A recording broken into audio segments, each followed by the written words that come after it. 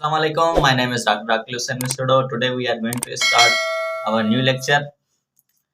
तो video start करने से पहले आपसे एक गुजारिश है कि मेरे चैनल को सब्सक्राइब करें और बेल आइकन को दबाना ना भूलें। तो आज जो हम टॉपिक डिस्कस करने जा रहे हैं उसका नाम है एब्सोल्यूट जीरो। ठीक है, पहले मैं आपको एक लॉ पढ़ा चुका हूँ, ठीक है, जिसमें था गैस लॉ, जिसमें मैंने आपको पढ़ाया है एक बॉयल्स लॉ और एक चार्ल्स लॉ। ठीक है, जो बॉयल्स लॉ था वो था volume is inversely proportional to pressure, और जो चार्ल्स लॉ था उसमें कह रहा था जो वॉल्यूम ऑफ एनी गैस है वो जो है डायरेक्टली प्रोपोर्शनल है किससे, टेम्परेचर से। ठीक है, लेकिन वो टेम्परेचर कौन सा था, एब्सोल्यूट टेम्परेचर।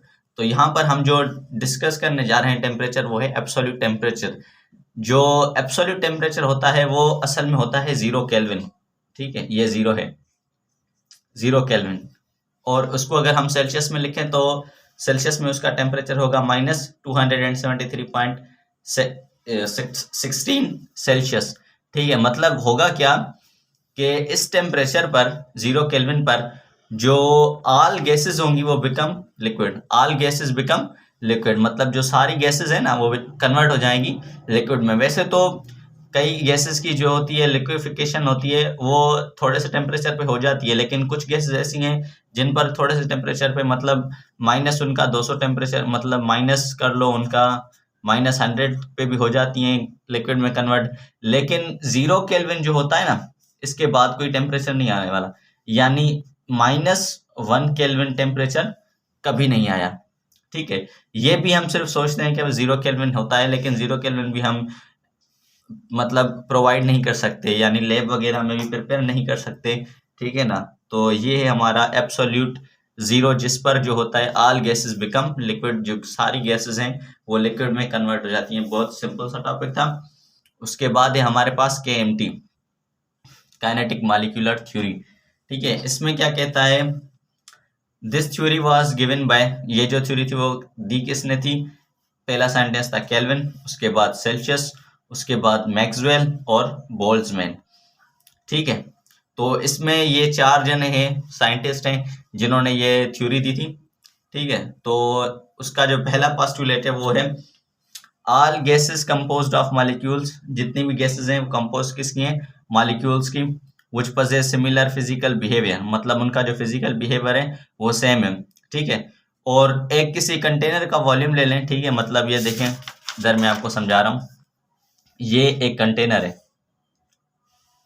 ठीक है, अब इसमें कोई ना कोई मतलब फाइनाइट होगा, ठीक है, इनफाइनाइट नहीं होगा, कंटेनर कोई भी इनफाइनाइट नहीं होगा, ये फाइनाइट कोई कंटेनर है। ठीक है, उसमें जो गैस मॉलिक्यूल्स हैं वो पजेस कितने कर रहे हैं, मतलब ये कोई कंटेनर है उसमें गैस मॉलिक्यूल्स हैं, तो गैस मॉलिक्यूल्स कितने होंगे, एक फाइनाइट जो होता है इंस्टेंट टेम्परेचर प्रेशर पर उसमें होते हैं 3 × 10⁻+25। ठीक है, ये होते हैं मॉलिक्यूल्स।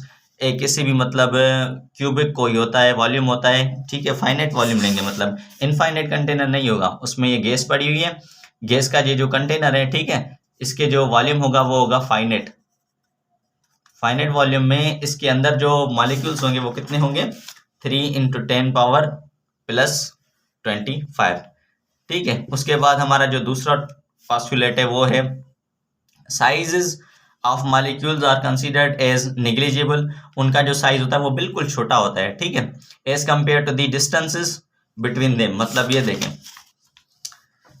ये एक मॉलिक्यूल है गैस का, ये दूसरा मॉलिक्यूल है। ठीक है, अब इनके बीच में डिस्टेंस देखें, मतलब डिस्टेंस जो है वो इतना है, ठीक है, और मॉलिक्यूल की साइज कितनी है, इतनी सी, ये हमें कहना चाह रहा है दूसरे में। तो मॉलिक्यूल की साइज जो है वो स्मॉल है और डिस्टेंस जो उनके बीच में है वो ज्यादा है। ठीक है, उसके बाद हमारे पास जो तीसरा पोस्टुलेट है वो है molecules of a gas always remain in random motion. ठीक है, मतलब क्या कहना चाह रहा है कि ये देखें, जाहिर बात है ये जो गैस है वो किसी ना किसी कंटेनर में बंद है, ठीक है, उसमें हमने ये गैस मॉलिक्यूल्स मान लें, ये हमारे पास गैस मॉलिक्यूल्स हैं। तो ये हमेशा मूव कैसे करेंगे, रैंडम मोशन में, यानी जिगजैग मोशन में, यूं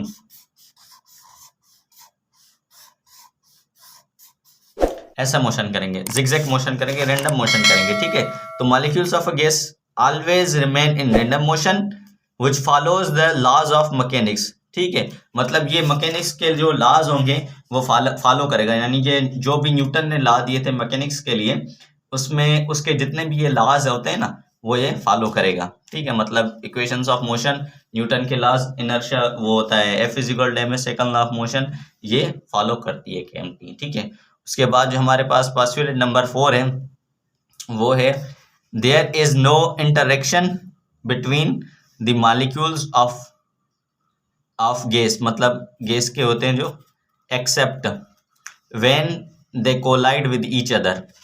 ठीक है, मतलब उनके बीच में ये मॉलिक्यूल्स है ना, इन मॉलिक्यूल्स के बीच में जो होती है मतलब इंटरेक्शन नहीं होती, इंटर मॉलिक्यूलर फोर्सेस एब्सेंट होते हैं। ठीक है, मतलब ये कंटेनर है, एक मॉलिक्यूल यहाँ पड़ा हुआ है, एक दूसरा यहाँ पड़ा हुआ है, तीसरा यहाँ पड़ा हुआ है। ठीक है, मतलब ये ऐसे पड़े हुए हैं। ठीक है, तो इनके बीच में जो है ना वो इंटर मॉलिक्यूलर फोर्स अट्रैक्शन नहीं होगी। मतलब जैसे हमने ग्रेविटेशनल लॉ पढ़ा हुआ है, लॉ ऑफ ग्रेविटेशन के F is equal to G m1 m2 over R square. तो इसमें बताता क्या है, ये फोर्स हमें ग्रेविटेशनल फोर्स बताता क्या है कि कोई भी दो मासेस हैं उनके बीच में अट्रैक्शन होगी। ठीक है, लेकिन इन गैस मॉलिक्यूल में अंदर जो होगी अट्रैक्शन नहीं होगी। ठीक है, तभी अट्रैक्शन होगी जब ये आपस में कोलाइड करेंगे। ठीक है, मतलब ये दोनों जिगजैग मोशन में हैं, ये ऐसे जा रहे हैं, ऐसे टकरा कर फिर आके इससे लगेगा, तो जब लगेगा तब इनके बीच में अट्रैक्शन पैदा होगी, ऐसे ही नहीं होगी। ठीक है, उसके बाद है हमारे पास के molecules of gas except when they collide with each other. ठीक है, विच आर परफेक्टली इलास्टिक, मतलब ये जब कोलाइड करेंगे तो वो क्या होंगे, इलास्टिक कोलियन होगी। ठीक है, अब कोलियन होती है दो किस्म की। ठीक है, एक होती है इलास्टिक और दूसरी होती है इनइलास्टिक।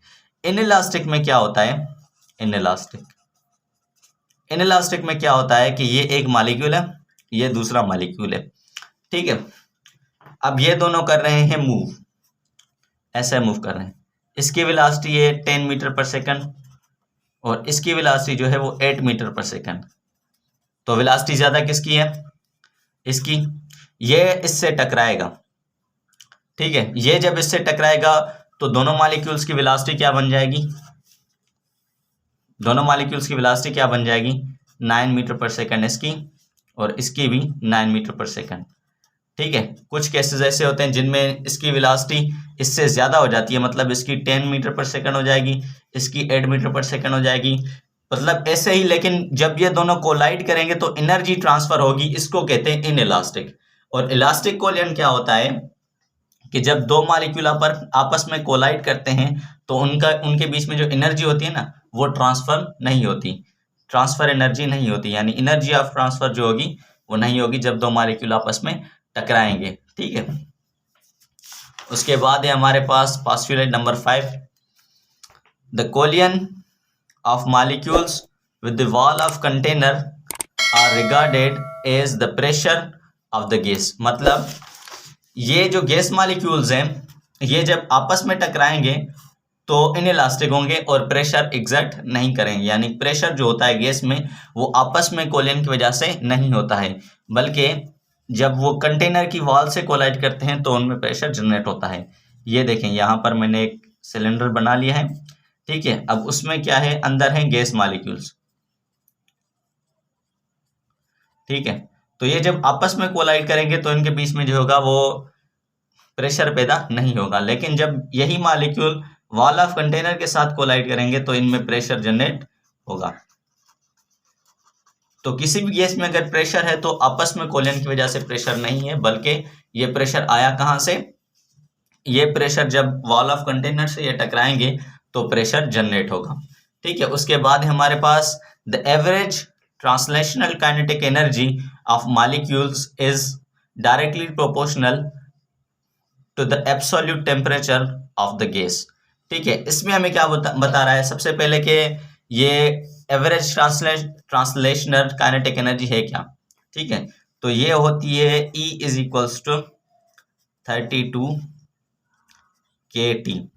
ठीक है, जहां पर ये K जो है वो क्या है, बोल्ट्जमैन कांस्टेंट है, बोल्ट्जमैन कांस्टेंट। और जो T है वो टेम्परेचर है, ठीक है। और ई तो हो गई एनर्जी, कौन सी एनर्जी, काइनेटिक एनर्जी, ठीक है। तो इससे ये क्या रखता है, मतलब ई से इसकी जो निस्बत है वो क्या है, डायरेक्ट है, किससे, मॉलिक्यूल ऑफ गैस है ना, गैस के साथ। अब ये जितने भी हमने पॉस्टुलेट पढ़े, ये जितने भी हमने पॉस्टुलेट्स पढ़े, ये थे गैस के लॉस, लेकिन ये वैलिड कहाँ पर हैं, ठीक है। तो ये जो है आप ये गैस मॉलिक्यूल्स हैं, ये kinetic energy, kinetic molecular theory है, ये वैलिड है आइडियल गैस के लिए, रियल गैस के लिए नहीं है। मान लें हमारे पास जो एयर है एटमॉस्फेयर में, वो क्या है, एक रियल गैस है, ठीक है। और जिसके हमने अभी पॉस्टुलेट पढ़े वो क्या थी, आइडियल गैस।